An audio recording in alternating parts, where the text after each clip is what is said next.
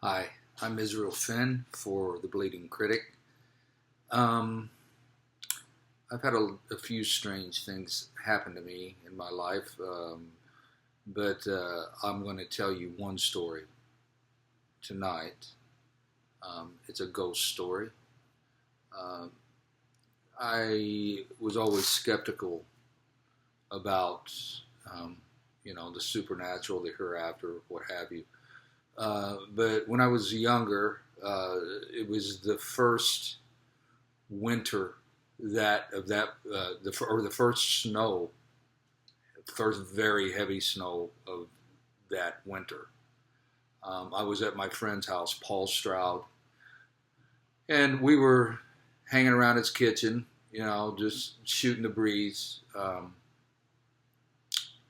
And a little backstory here is that his Paul's father died. A few years before that, I'd never met him, um, but heard stories about him. He in later in life he was an overweight man, to the point to where he ended up having to walk around with a cane, and so the story went around that his cane, after he died, would end up in different parts of the house on its own, evidently. I witnessed this, but I never thought much about it. I mean, it's just I guess it was just one of those things. Maybe at the time I thought somebody was punking me or whatever, but I did see it. I would like we'd be outside and I'd go in to use the bathroom or whatever, and I'd see it behind the chair. And on my way back out, I would notice it in another corner of the room or whatever. But anyway, so yeah, there were stories like that going around, or circulating in his family, in Paul's family, and so, like I said, we were sitting around in the kitchen that night. It was just me and Paul. Nobody else was there, and we started talking about that kind of stuff, his dad and everything, and we we started freaking each other out, and I walked to the window and I could have sworn I saw footprints leading up to the house, and but not leading away. I think that was probably my young imagination running away with itself. But then the one thing that did happen that is completely unexplainable, and that uh, absolutely turned my views around on the unexplainable, the supernatural, what have you. Um, they had a garage attached to the house, to the back of the house.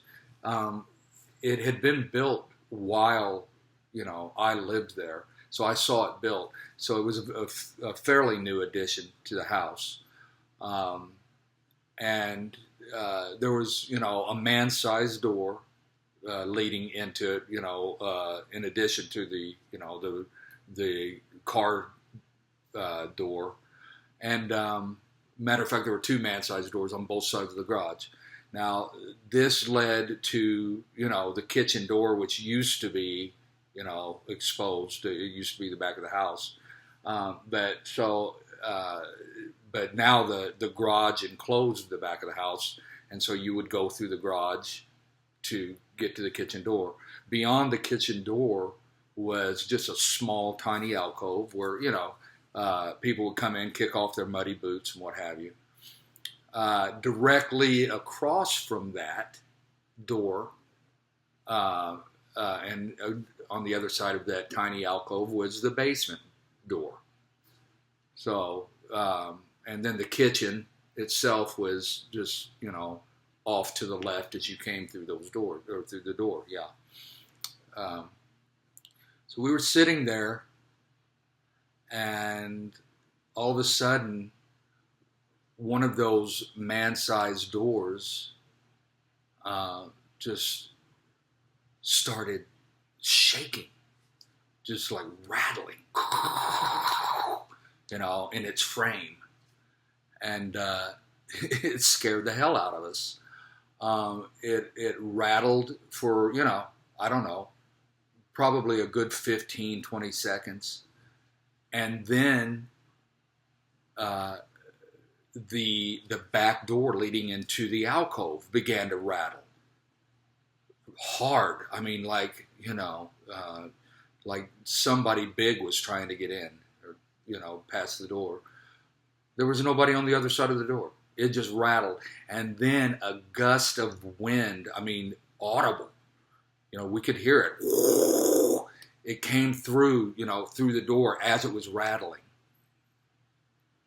And it stopped dead. And Paul and I were just both staring at the door, terrified. And then just a couple seconds after it stopped, the door leading into the basement did the same thing. It started rattling in its frame, like just unbelievably loud and frantic. And we heard again the wind rush through as if whatever had come through the garage came through the back door into the kitchen and then rushed through the alcove and down in the basement. That's it. That's my story, and I'm sticking to it. No, but yeah, it scared the hell out of us, and to this day, I don't know how to explain it. If somebody could explain it to me, I'd be happy to listen. But I believe that there are more things in heaven and earth than are dreamt of in our philosophy. So that's it, and thank you for listening. And thank you, Bleeding Critic. Bye-bye.